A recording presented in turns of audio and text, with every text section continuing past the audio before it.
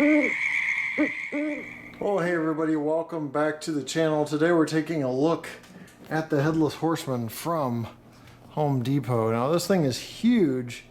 I don't have the exact height on it. I think it's advertised at 84 inches. I'll put it on the screen, but look at this. Pretty cool. I was a little concerned when I saw the photo because it looked like it was lighter in color, but it's actually darker in color, more like the video. Went together fairly easily. The biggest thing I had to figure out was which cord went where. There's a very long cord that we're tempted to route up through the back that goes to the jack-o'-lantern, but that actually goes to the fog machine and is not correct for the jack-o'-lantern connection anyway. Then you got a power cord, you got a control box under here. Alright, here's a better look at the control box. You just plug in right there, you're good to go. Then you've got the volume control. It can go pretty loud. You've got a couple different settings, sensor and try-me setting. And then everything else up here is already pretty much connected. Do have to connect the red cord. Probably a little hard to see it under here. There it is to your right. Red cord to your right. You have to connect that and then the cord right directly above it. There's a little quick disconnect, but very easy setup. It says setup will take 15 minutes. I'm usually slower than everybody else. It takes about 20 for me, but pretty easy to put together and disassemble if needed as well. But holy crap, it did come in a very large box. So this is the box that it was stored in or shipped in, about 4.5 by 2.5 feet. It is very difficult to get everything back in this box because they intertwined a bunch of things, used the rib cage of the horse to store it. But a very, very large box, so if you plan on picking up, careful. If you have the option, I would have it delivered to your house like I did, and it was still kind of a nightmare to get in here. But $250 at Home Depot, went together well. Great prop, super tall though, and I don't think I will be able to get it through my front door. I put it together and didn't really think about that. Front legs kick, you've got a fog machine connection that right now is not connected because I don't want to fog up the inside of the house, but there is a control box that you also hook up. It's included that will time out the fog release.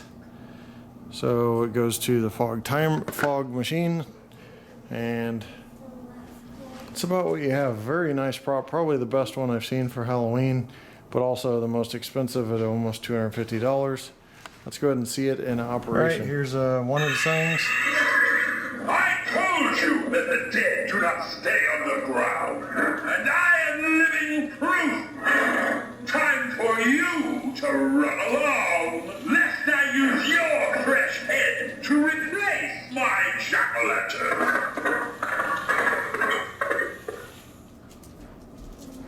I seek vengeance for the ones who took my head and left me in that shallow grave.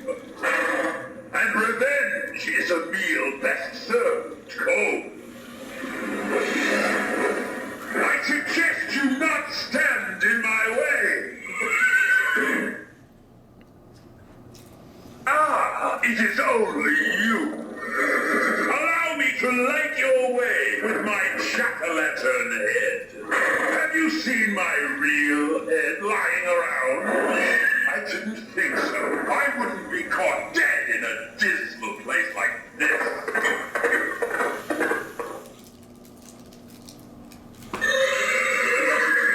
My faithful steed is getting restless. We have searched for my head in this barren land for many years, and our frustrations are reaching a fever pitch. This desolate place is good for no one, so run for your life and do not look back. Alright, we're going to look at some intricate details of this. You got some nice detail on the button of the cape of the Headless Horseman. There's a chain that goes across to connect the cape.